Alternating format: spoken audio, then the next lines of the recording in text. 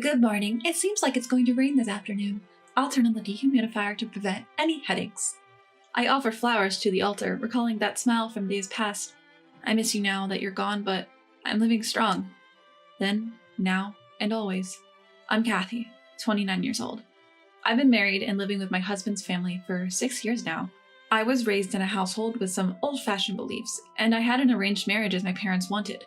My husband's family, too, has their fair share of old traditions. There's a slight departure from the common sense of the general public. However, life isn't as stifling as I thought it would be. My father-in-law, a firm head of the family, and my mother-in-law, who occasionally spouts strange things but is harmless, treated me kindly. My husband, Andy, is busy with the family business. We're not exactly a sweet couple, and I feel a bit disappointed that he isn't keen on having kids. But overall, we had a good relationship. That was until my father-in-law left this world. Oh, Kathy, you're daydreaming again. The weather's getting weird, too. It's so gloomy and damp every day. Talking to a photo every day is so morbid. My mother-in-law never ceases to complain. Good morning.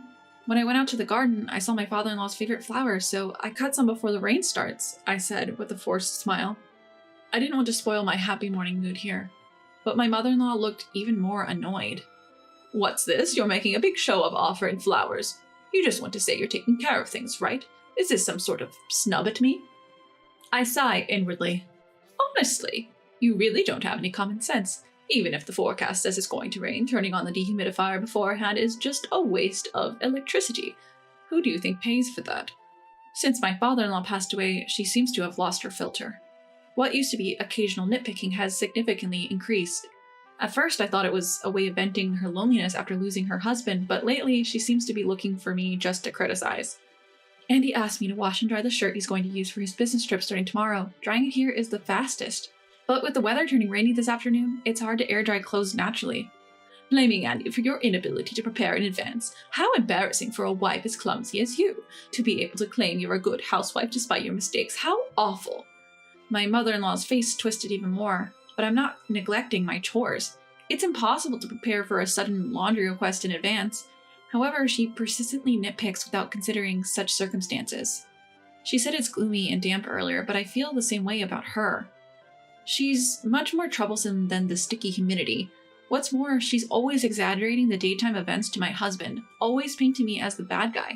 Initially, my husband ignored it, but recently he's been saying, "It's annoying, make her stop," or "Isn't it your fault?" and getting in a bad mood. As a result, there's no sign of my mother-in-law's criticisms or her false tattling stopping. On the contrary, they seem to be escalating. But if I confront her, her shrill voice only gets louder, reaching frequencies that echo outside the house. In the end, letting her do as she pleases and apologizing to let the storm pass was the most peaceful way to deal with it. I'm exhausted. I'm sorry, father-in-law, for showing you such a mess. My mother-in-law's face twisted even more, but I'm not neglecting my chores. When my father-in-law collapsed from a stroke, my mother-in-law said, "I don't have the strength for caregiving," and did almost nothing. During changes in the weather or season, my father-in-law, who suffered from headaches and joint pain, would be grateful to me for my strenuous efforts to maintain a constant temperature and humidity. He would warmly smile and thank me, saying, "It's quite different now, thank you." As someone who had lost her real father in her childhood, I was initially confused about how to interact with my father-in-law, but he was very gentle, even while being steadfast. I feel like he thanked me in various situations. He was someone who was not stingy with his words towards anyone, and was positive about everyday events. What stands out to me is when I was still new to the household, before I became accustomed to the kitchen, I once forgot to turn on the stove while concentrating and learning the household seasoning for cooking. When it was time for the meal, I realized I hadn't cooked the potatoes. I braced myself, expecting to be scolded, but my father-in-law laughed it off and said, "Human beings feel a meal is even more delicious when they're hungry, so let's wait patiently." He even went on to thank me for always providing delicious meals. In this way, he lightened my spirits, and this attitude did not change even when he fell ill. Even during my first experience with caregiving, which I wasn't proficient in, he kept telling me, "You're a lifesaver, thank you." He was like my real father. That's why, even though time has passed since he passed away, I still find myself taking to his picture every morning, and I'm concerned about the room temperatures and humidity before it rains. My mother-in-law, who's become more harsh, and I sought solace in his smiling picture. "Hey, what's this, all wrinkled and covered in fur?" One night, while cleaning up after dinner, my husband Andy came holding a shirt I had ironed and put it in the suitcase in the evening. And what about our bedroom? It's a mess, and the stuff for tomorrow's trip is all scattered. What the hell? I told you I'm leaving early tomorrow.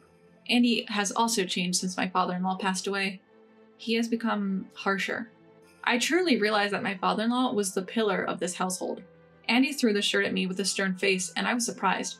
Wait, what? What do you mean the stuff is all scattered? Hold on, this... From the wide-open window, the rain was pouring in sideways, drenching the curtains. And on the bed, the luggage had spilled out of the suitcase and was scattered about. In a hurry, I closed the window and crouched down to wipe up the poured-in rain. Huh? Brownie? In the corner of the room, there was a community cat, Brownie. Poor thing, you're shaking so much. Come here, I'll dry you off.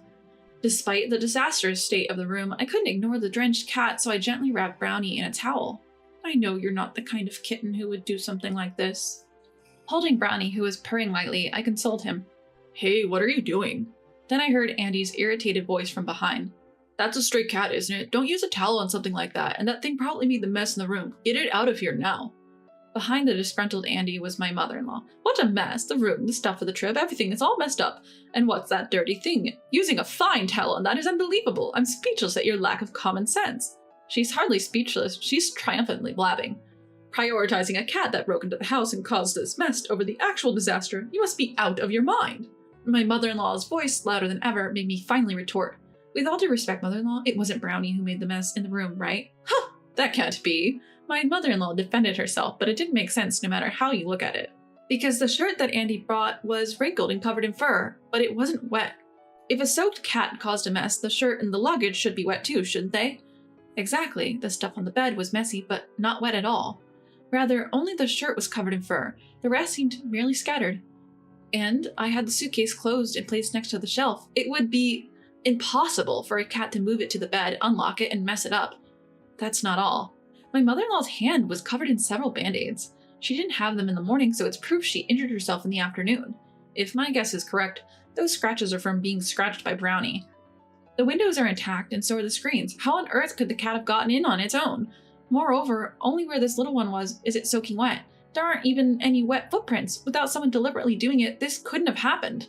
As I talked while keeping eye contact, my mother-in-law, Kathy, backed away inch by inch. Her demeanor was almost as if she were confessing her guilt. And the bandage on your hand. But before I could finish my sentence, my husband's voice boomed. Shut up!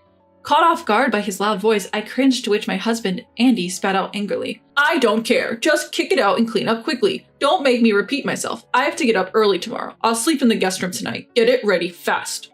Surprised by Andy's outrage, I pushed back. It does matter. This is over the top no matter how you look at it. This isn't something you can brush off as a mere prank. We need to take it seriously.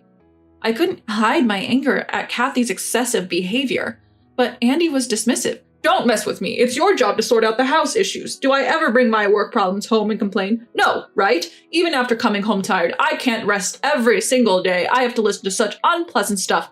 I'm fed up. He vented out furiously. It seemed as though his pent-up frustration at having to listen to my daily complaints about Kathy was overflowing all at once, but that wasn't fair. I never grumbled to Andy. It was Kathy who kept feeding him lies. Why am I the one getting blamed? I'm having a hard time too.